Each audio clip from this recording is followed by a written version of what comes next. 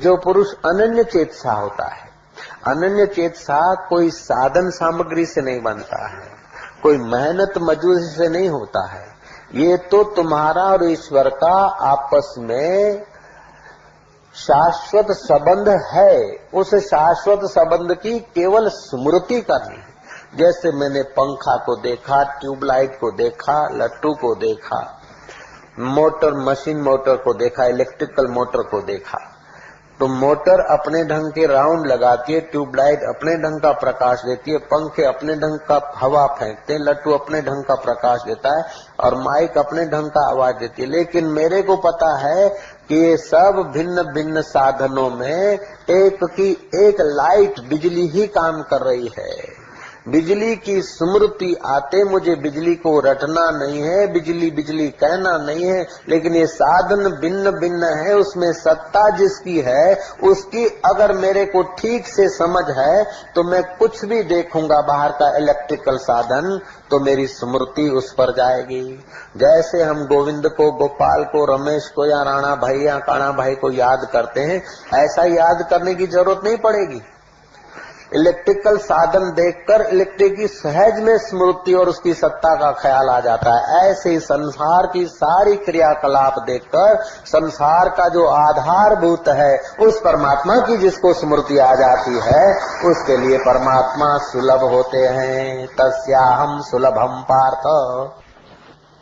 दिखे तो माँ की ममता, लेकिन देखो माँ की ममता के भीतर गहराई में कौन बैठा है।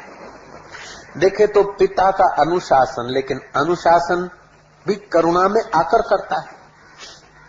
अनुशासन भी एक उसकी कृपा है, प्रेम भी उसकी कृपा है, तो आंख दिखाना भी उसकी कृपा है, तंदुरुस्ती भी उसकी कृपा है, तो रोग भी उसकी कृपा का ही तो रूपांतर है। कुछ रोग ऐसे होते हैं जो छुपी हुई बीमारियों को बाहर निकालते, बुखार आदि आता है तो कितने ही जीवाणुओं को जो हानि करने वाले उनको नाश कर देता है। तो जब अनुकूलता आए अथवा प्रतिकूलता आए, सुख आए चाहे दुख आ जाए, मान आ जाए चाहे अपमान आ जाए, ये सब आता है स्थूल शरीर में, सूक्ष्म शरीर में, मेरे स्वरूप में नहीं आता, मेरे राम में नहीं आता, मेरे निज स्वभाव में नहीं आता। ऐसी जो स्मृति है वो महाराज भगवान की प्राप्ति में सुलभता कर देती है। भगवत प्राप्ति में सुलभता, एकदम सुलभता। और सच्ची बात है, ये आता तन में है। महमूद नाम का राजा, उसका एक अंगत सेवा करने वाला नौकर, महमूद का नौकर, उसका असली नाम क्या कि बस इतना प्यारा था कि बस स्वामी का सेवक, महमूद का नौकर। महमूद उस पर संतुष्ट रहते थे और ये देखकर दूसरे वजीर ईर्ष्या करते थे, तपते थे। उनकी तपन को देखकर महमूद ने एक प्रयोग किया, शराब की महफिल घोषित की और वजीरों को कहा आओ पिए। सबने प्याली ली और पिया। प्याली फेंक दो, ऐसी फेंको कि चूरा चूरा हो जाए। सबने जोरों से अपनी ताकत दिखाई, प्यालियां तोड़ दी। महमूद के लिए टाइम निश्चित था, प्यालियां टूट गए। बाद में महमूद आ गए और महमूद का नौकर उसको बोला, ले ये सब प्याले, ये सब शराब पी के बैठे, ले एक प्याली तू भी पी ले। वो तो पीता तो नहीं था, स्वामी की आज्ञा है, उसने शराब की प्याली पी। प्याली को तोड़ दे, ऐसी तोड़ दे कि चूरा हो जाए, देखे तेरी ताकत। तोड़ दी और महमूद बोलता है कि नालायक कहीं का, राज्य का धन कोई ऐसे आता है, कई गरीबों की आंसू बहते हैं, पसीना बहता है और कई मुसीबतें लोग सहते हैं, तब कमाते, उस कमाई का कुछ हिस्सा तो राज्य में आता है। जो मोहताज लोग हैं, जो दुखी हैं, जो किसान हैं और जो कसाई हैं, जो अच्छे हैं जो बुरे हैं, सबसे टैक्स लेता है राज्य। और राज्य की संपत्ति प्रजा की संपत्ति, और प्रजा की संपत्ति एक तो शराब पीता और दूसरा शराब पीकर प्याली तोड़ता है। इतना तो नालायक हो गया। महाराज उसको उधरा लिया। महमूद का नौकर ये नहीं कहता कि मालिक तुम ही ने किया, नहीं, बोलता है महाराज भूल हो गई, क्षमा करो, दोबारा ये नहीं होगा। मैंने बड़ी गलती की। क्या गलती की? कि प्याली तोड़ दी ना। तो ऐसा तो नुकसान क्यों किया? महाराज गलती हो गई, क्षमा करो। तब दूसरे वजीर देख रहे हैं कि अगर हम होते तो सुना देते। जयराम जी की लेकिन मोहम्मद के नौकर को, महमूद के नौकर को पता है, स्मरण है कि मेरे स्वामी हैं श्री राम, मेरे स्वामी हैं, स्वामी जो कह रहे हैं, जो कर रहे हैं जिस समय वो ठीक है। ऐसे ही कम से कम साधक को स्मरण होना चाहिए कि जो कुछ हो रहा है मेरे स्वामी के द्वारा हो रहा है, प्रभु के द्वारा हो रहा है।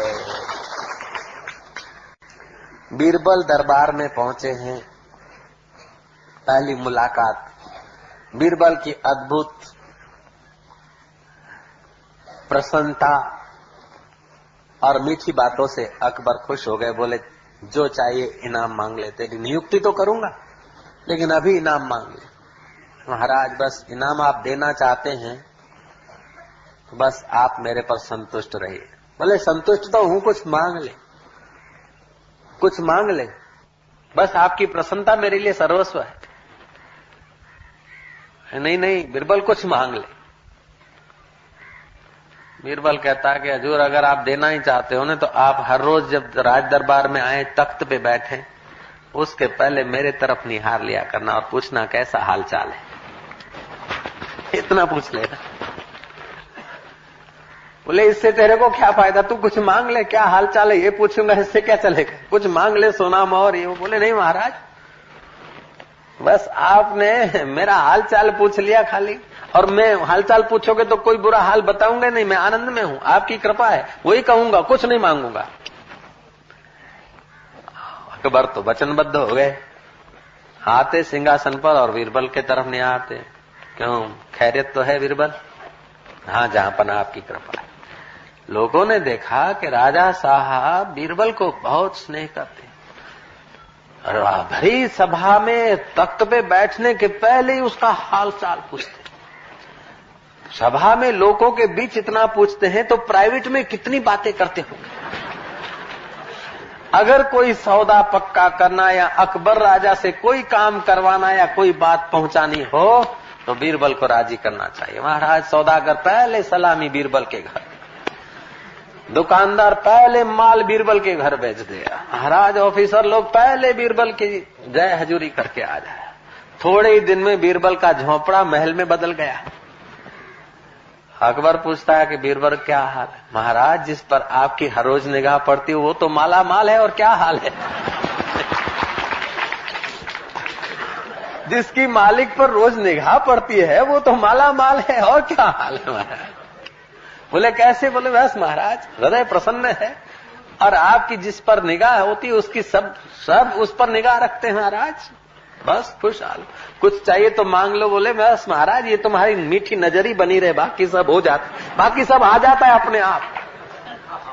ऐसे ही सतत तुम अपने प्यारे को कह दो कि प्रभु तेरी मीठी नजर बनी रहे, बाकी तो संसार रूपी सौदागर झक मार के आएंगे। बस उस तुम्हारे चैतन्य स्वरूप की मीठी नजर तुम्हें मिलती रहे, बाकी तो सब रिद्धि सिद्धि अष्ट सिद्धि नवनिधि ये वो सफलता यश प्रेम आनंद ये सब तुम्हारे घर के द्वारपाल हो जाएंगे, चक्कर काटते रहेंगे। कोई काम बताओ, हुक्म करो, बस ऐसा ही कहेंगे। आजमा के देखो तुम। सोचा मैं न कहीं जाऊंगा, यहीं बैठकर अब खाऊंगा। जिसको गरज होएगी आएगा, सृष्टिकर्ता खुद लाएगा। केवल उसकी निगाह हो ब्रह्म की, मीठी निगाह मिल जाए तो सृष्टिकर्ता स्वयं तुम्हारी चाकरी करने को किसी को भेज देगा। ब्रह्मवेता का दिल जिसने प्रसन्न कर लिया वो तो ईश्वर को भी चैलेंज कर सकता है, और ब्रह्मवेता को जिसने नाराज कर दिया वो लाखों लाखों को रिझाते हुए भी परेशान रहता है। ब्रह्मवेता के दिल को जिसने ठेस पहुंचाई वो करोड़ों करोड़ को रिझा ले फिर भी परेशान रहता है, और ब्रह्मवेता के दिल में जिसकी जगह आ गई वो महाराज जहां जाता है वहां खुशहाल, जहां जाता है मौज ही मौज में। और वो ब्रह्म स्वरूप तो तुम्हारा अंतर्यामी आत्मा है, जिसको तुम सतत स्मरण करो। सतत स्मरण नहीं करते हो फिर भी सत्ता सतत उससे ले आते हो। जिसकी सतत सत्ता काम आ रही है उस सत्ता की स्वीकृति करना है और कुछ नहीं करना है। आंख देख रही है तो तेरी सत्ता से, और जीव बोल रही तो तेरी सत्ता से, मन सोच रहा है तो तेरी सत्ता से, बुद्धि निर्णय लेती तो तेरी सत्ता से, अरे हाथ खुजलाते तो तेरी सत्ता से, और जूं पकड़ते तो तेरी सत्ता से, दया करके फिर धर देते तो भी तेरी सत्ता से। ले हो गया, आनंद ही आनंद है, मौज ही मौज है। चाय बनाते तो तेरी सत्ता से और पीते तो भी तेरी सत्ता से। अब बिच्छू काटता ए करते तो तेरी सत्ता से, और महाराज हंसते तो भी तेरी सत्ता से। सतत तेरी सत्ता तो है, और क्या है। मेरा मुझ में कछ नहीं, जो कुछ है सो तो तेरा तुझको देता हूँ, क्या लागत है मोर सियावर रामचंद्र की। अब जो मेरा सतत सुमरण करते हैं, नित्यशः करते हैं, सतत माना सुबह से रात तक, और नित्य माना साधन प्रारंभ से अंत तक। उसका मतलब ये नहीं कि कोई धारणा पक्की करनी है, कोई रट पक्की करनी है। जो वास्तव में है उसकी स्वीकृति स्वीकार करनी है, और गैर स्वीकृति आ जाए तो उसे हटानी है। जैसे पतिव्रता स्त्री के नजर में अपना पति ही वास्तविक में पुरुष है, उसके विषय पुरुषत्व की स्वीकृति है, ऐसे ही जो परम पुरुष की सत्ता को ही स्वीकार करता है। प्रकृति में अपनी निजी सत्ता नहीं है और पुरुष कुछ नहीं करता, फिर भी पुरुष की सत्ता से प्रकृति सब कुछ करती हुई दिखती है। जैसे मैग्नेट की सत्ता से लोहे के कण चलते फिरते और चुंबकत्व का प्रभाव उनमें आता है। जैसे सूर्य अपनी जगह पर सुबह आते ही पृथ्वी में सब चेष्टाएं होने लगती है, सूरज वहीं अपने स्थान पर होते हुए भी जीव जगत क्रियाकलाप सम्मत सहित चेष्टा करने लगता है। ऐसे उस चेतन की हस्ती मात्र से प्रकृति में क्रियाकलाप होने लगती है। स्थूल सूक्ष्म शरीरों में होने लगता है सब कुछ, और ये उनका स्वभाव है, मेरे राम का स्वभाव नहीं, मेरा स्वभाव नहीं। अपना स्वभाव उनसे पर है, और प्रकृति के शरीर का स्वभाव भूख लगती शरीर में है, कांटा गड़ता शरीर में है, प्यास लगती है शरीर में, प्यास प्राणों को लगती है, भूख प्राणों को लगती है, सर्दी गर्मी शरीर को लगती है। आज तक मान रहे थे मुझे लग रही है, अब समझ लेना कि इसमें लग रही है। मेरा आत्मा तो परमात्मा का अंश है, मेरा आत्मा तो भूख और प्यास से पर है, मेरा आत्मा तो जीवन और मृत्यु से पर है। भूख लगे उस समय ऐसा नहीं कि भोजन न करे, अथवा ऐसा भी नहीं कि ठोस ठोस के जल्दीबाजी से मन की ब्रांड छाप से भोजन करते रहे। नहीं, भूख लगे तो चबा चबा कर भोजन करे। मुझे भूख लगी है ऐसी गलती न करे। भूख लगे उस समय देखो बारीकी से कि भूख कहाँ लगी, आपको पता चलेगा कि मेरे से भूख बहुत दूर है। भूख निवृत्त हो जाए फिर देखो कि आपकी भूख निवृत्त हुई कि प्राणों की भूख निवृत्त हुई। प्यास निवृत्त हो जाए तो मेरी प्यास निवृत्त हो गई, ऐसा मत। प्रॉब्लम सोल्व हो जाए तो मेरा प्रॉब्लम सोल्व हो गया, ऐसी गलती मत करो। प्रॉब्लम सोल्व नहीं होता है तो मेरे को प्रॉब्लम है, ऐसी बेवकूफी की गांठें बांधो मत। बेवकूफी की गांठों को खोलो। प्रॉब्लम सोल्व नहीं होता है तो इस शरीर के संबंधों का प्रॉब्लम सोल्व नहीं हो रहा है, और प्रॉब्लम सोल्व हो भी रहा है तो इस नश्वर देह के संबंधों के प्रॉब्लम सोल्व हो रहे हैं। मेरे तो वास्तविक स्वरूप में कभी प्रॉब्लम पैदा हो ही नहीं सकता है, और सोल्व का तो सवाल ही नहीं। पाप इतना खतरनाक नहीं जितना पाप अपने में मानने का पाप करते हैं, और पुण्य इतना बंधन नहीं करता जितना पुण्य कर्ता का भाव बंधन करता है। सुख इतना नहीं बांधता जितना मैं सुखी हूँ ऐसी भावना बांधती है। दुख इतना दुख नहीं देता जितना मैं दुखी हूँ ऐसी बेवकूफी दुख देती है। इसलिए इस बेवकूफी को जो निकालने के लिए सजाग है सतत, वो भगवान का सतत स्मरण करता है और नित्य करता है। जब से साधना प्रारंभ हुई और मृत्यु तक ये समझ बनी रहे तो आपने भगवान का नित्य भजन किया, और सुबह से रात तक जो क्रियाकलाप करते हो धरते हो, ये करना धरना स्थूल और सूक्ष्म शरीर में है। ऐसा सतत भान रहना, सतत स्मरण रहना, ये सुबह से शाम तक भगवान की बंदगी हो जाएगी। कितना सरल है, कितना सहज है और कितना वास्तविक है। तो चेतन में तो क्रिया होती नहीं और जड़ वस्तु क्रिया करती नहीं, तो फिर कैसे होता है? प्रकृति जड़ है, आत्मा चेतन है, शरीर जड़ है, आत्मा अकर्ता है और शरीर जड़ है। तो शरीर में क्रिया हो रहा है, कैसे हो रहा है? कि जैसे सूर्य अपनी जगह पे होते हुए फूल खिलने लग जाते हैं, पक्षी किलोल करने लग जाते हैं, बच्चे जगने लग जाते हैं, बच्चे बूढ़े सब जगने लग जाते हैं, पथारी में से उठना स्वभाव हो जाता है, उनका स्वाभाविक चेष्टा होने लगती है। ऐसे ही तुम्हारे चैतन्य स्वरूप परमात्मा के सत्ता मात्र से, प्रकृति के स्वभाव से इसमें भूख लगती है, ये इसका स्वभाव है। प्यास लगती है, इसका स्वभाव है। गर्मी लगती है, इसका स्वभाव है। सर्दी लगती है, इसका स्वभाव है। छपड़ा सफेद हो जाता है, इसका स्वभाव है। झुर्रियां पड़ जाती है, इसका स्वभाव है। शमशान में पहुंचना इन शरीरों का स्वभाव है।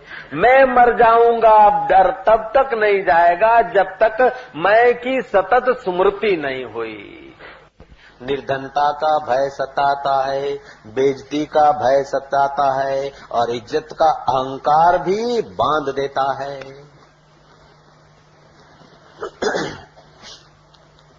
लालबू झक्कड़ गए जूता लेने को बाटा शू हाउस में। हमारा जूता उसको फिट नहीं हो रहा, ये दो, ये बताओ, ये बताओ, ये बताओ, ये नहीं, ये नहीं, ये नहीं करते करते जूते वाले की खोपड़ी थका दी। आज इतने में महाराज लाइट चली गई। वो सेल्समैन सोचता कि ग्राहक भी अजीब है। इतने में ग्राहक बोला कि हाँ अब आ गया, अब जूता पैर में आ गया, बराबर है, ठीक है। दुकानदार को के चलो हाश, कोई तो जूता सेट हुआ। इतने में लाइट आई, देखा कि लालबू झक्कड़ ने डब्बे में पैर फिट कर दिए हैं। जूते में तो सेट नहीं हुआ, डब्बे में पैर रख दिए, बोला सेट हो गया। ये लालबू झक्कड़ की कहानी अपने से मिलती जुलती कहानी है। अपने को जहाँ सेट करना है वो नहीं सेट करते, देह रूपी डब्बे में, परिस्थिति रूपी डब्बे में अपने को सेट कर रहे हैं। और जब प्रकाश होता है तो देखते कि कहाँ सेट हुए। जहाँ अपने को सेट करना है वहाँ जरूर कर लो।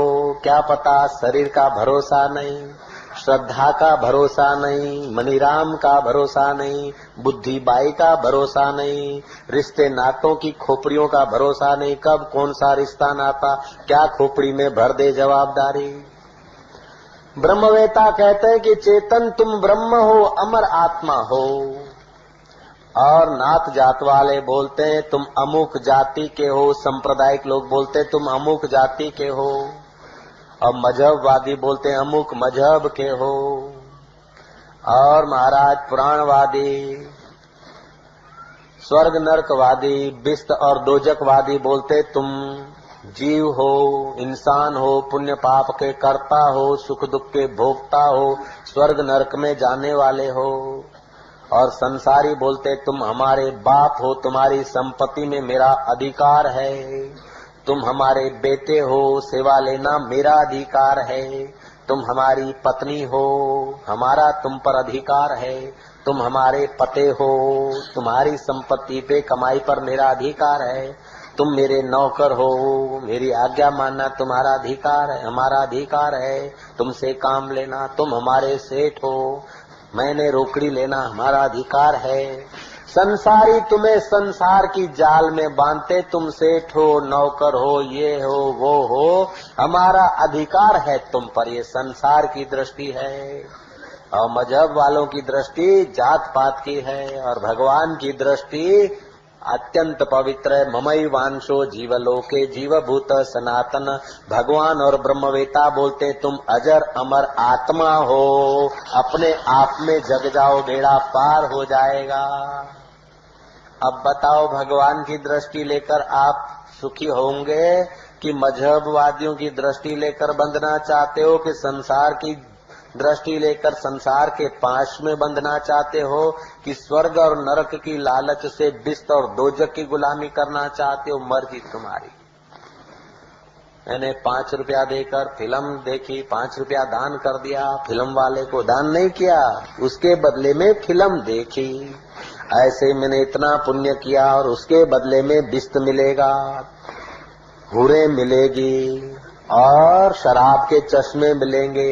आपने दान पुण्य किया, दान पुण्य नहीं किया, आपने रिजर्वेशन कर दिया धंधे की। भविष्य में सुख लेने की वासना मिटाई नहीं, लेकिन वासना को और विशालता से भोगने का पासपोर्ट ले लिया, परमिट ले लिया। ये धर्म, ये उधारा धर्म है। मुआ पछीनो वायदो नकामो को जाने छे काल, आज अत्यारे अब घड़ी साधु जोई लो नगदी रोकड़ माल।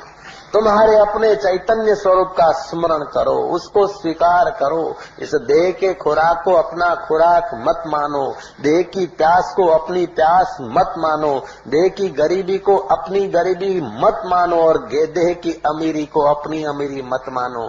देह के बच्चों को अपने बच्चे मत मानो और देह के पति पत्नियों को, लेडी लेडाओं को अपने लेडी लेडा मत मानो।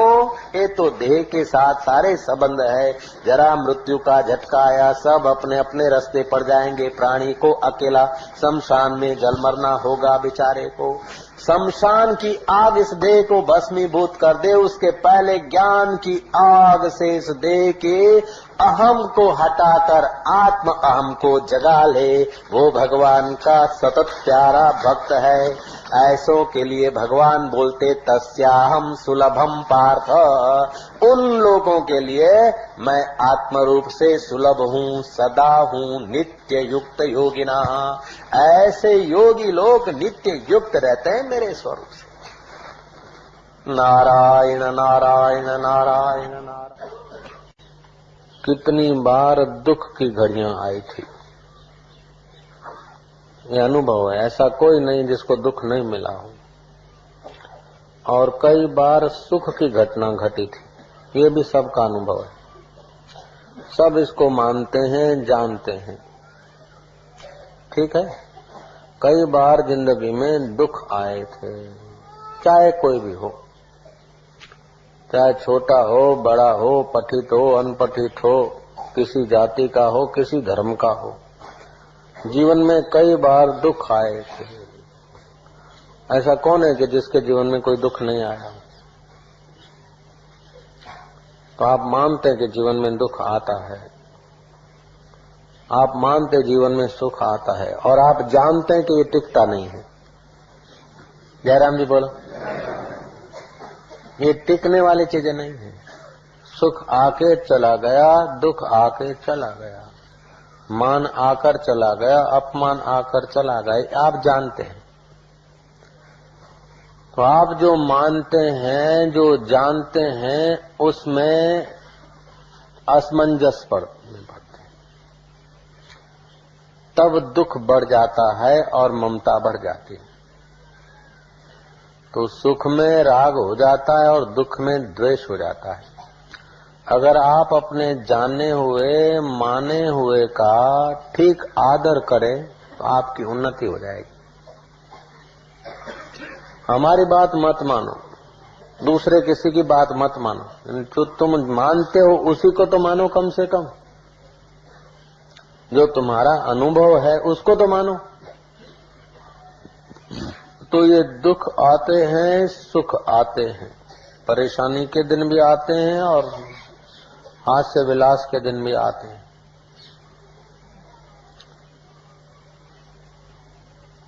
तो ये जो आते हैं वे जाते हैं, ये बात तुम मानते भी हो, जानते भी हो।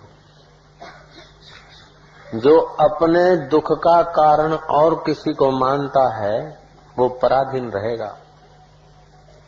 जो अपने सुख का कारण और किसी को मानता है वो पराधीन रहेगा। जो अपने दुख का कारण और किसी को मानता है तो हृदय में द्वेष बना रहेगा, और अपने सुख का कारण और किसी को मानता है तो हृदय में राग बना रहेगा। राग रहित हुए बिना योग हो नहीं सकता, और द्वेष रहित हुए बिना प्रेम हो नहीं सकता है। जिसके दिल में द्वेष भरा है वो प्रेम क्या करेगा? वो तो थका हुआ प्रेम में नहीं गिरेगा, वो तो काम में गिरेगा। राग रहित हुए बिना कोई योगी नहीं होता और द्वेष रहित हुए बिना कोई सच्चा भगवान का प्रेमी नहीं होता। और राग द्वेष होते हैं कि कोई सुख देता है, ये धारणा है। द्वेष होता है कि कोई दुख देता है। हकीकत में तुमको सुख दुख देने वाला दूसरा कोई नहीं। तुम्हारा जानना, मानना, करना अगर विपरीत होता है तो सुख दुख पैदा होता है। जय राम। दूसरी बात यह है कि आपके जीवन में जब अनुकूल परिस्थितियां आती है तो आप इस बात को स्मरण रखिए कि सृष्टिकर्ता का संकल्प हम लोगों के संकल्प से बड़ा है। सृष्टिकर्ता का सामर्थ्य हम लोगों के सामर्थ्य से बड़ा है।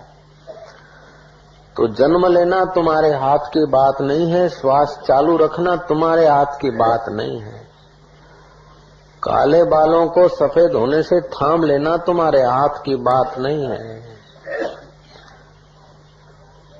बुढ़ापे की झुर्रियों को थामना तुम्हारे हाथ की बात नहीं और मौत को रोक देना तुम्हारे हाथ की बात नहीं। ये सब तुम्हारे प्रियतम के द्वारा हो रहा है, सृष्टिकर्ता के द्वारा हो रहा है, नेचर के द्वारा, प्रकृति के द्वारा हो रहा है। प्रकृति में सत्ता परमेश्वर की। तो महाराज जब सुख मिल जाता है तो ये आपका अनुभव है कि टिकने वाला नहीं है, दुख मिल जाता है तो ये आपकी मान्यता है, अनुभव है कि टिकने वाला नहीं। जो टिकने वाला नहीं है उसको पकड़ने का राग क्यों, और जो टिकने वाला नहीं है उसको देखकर द्वेष क्यों। तो सुख में राग होता है, दुख में द्वेष होता है, और राग द्वेष से आपकी शक्ति का नाश होता है। राग द्वेष रहित हुए बिना शांति नहीं, और शांति के बिना शक्ति का प्रागट्य। निर्भयता के बिना प्राप्त सामर्थ्य का सदुपयोग नहीं कर सकते आप, और निश्चिंतता के बिना सामर्थ्य प्राप्त नहीं हो सकता है। अगर आप ये बात आपका अनुभव है कि जन्म लेना मेरे हाथ की बात नहीं, बुढ़ापे को रोकना मेरे हाथ की बात नहीं, मौत को रोकना हमारे हाथ की बात नहीं है, आप मानते भी हैं, जानते भी हैं, ठीक है ना? मानते हैं ना कि जन्म लेना आपके हाथ की, क्या आप अपनी कारीगरी से पैदा हुए क्या? बाप बोलता है मैंने 3 बेटों को जन्म दिया है, 2 बेटी को जन्म दिया है। तुम्हारे हाथ में अगर उनको जन्म देना होता तो तुम एक बछड़े को जन्म देके दिखाओ। ये तो है सिस्टम, ऐसे ढांचे हैं, ऐसे बिब्बे पड़े हैं शरीर में, तुम्हारे शरीर में, पत्नी के शरीर में, इससे पसार होता है। तो ये प्रकृति से हो रहा है, ये स्वाभाविक हो रहा है। गुलाब का पौधा बोलता है कि मैंने गुलाब का फूल खिलाया, ये फूल मैंने पैदा किया है। तूने तब पैदा किया जब तू मोतिये का पैदा करके दिखा दे, चंबेली पैदा करके दिखा दे, तब तो हुई तेरी कारीगरी। ये बेटा मैंने पैदा किया है तो तू एक चिड़िया पैदा करके दिखा दे, बेटे से तो छोटी होगी नहीं। तो ये तुम्हारे हाथ की बात नहीं है, ये तुम्हारे हाथ की बात नहीं। तो अनुकूलता को थामे रखना अथवा प्रतिकूलता को नष्ट कर देना, ये तुम्हारे हाथ की बात नहीं। तो अनुकूलता आती है तुम्हारा विषाद दूर न करने के लिए, और प्रतिकूलता आती है तुम्हारा अहंकार दूर करने के लिए, और सुषुप्त तुम्हारी शक्तियां जगाने के लिए। तो ये आते हैं और जाते हैं, ये सब जाने वाली चीजें।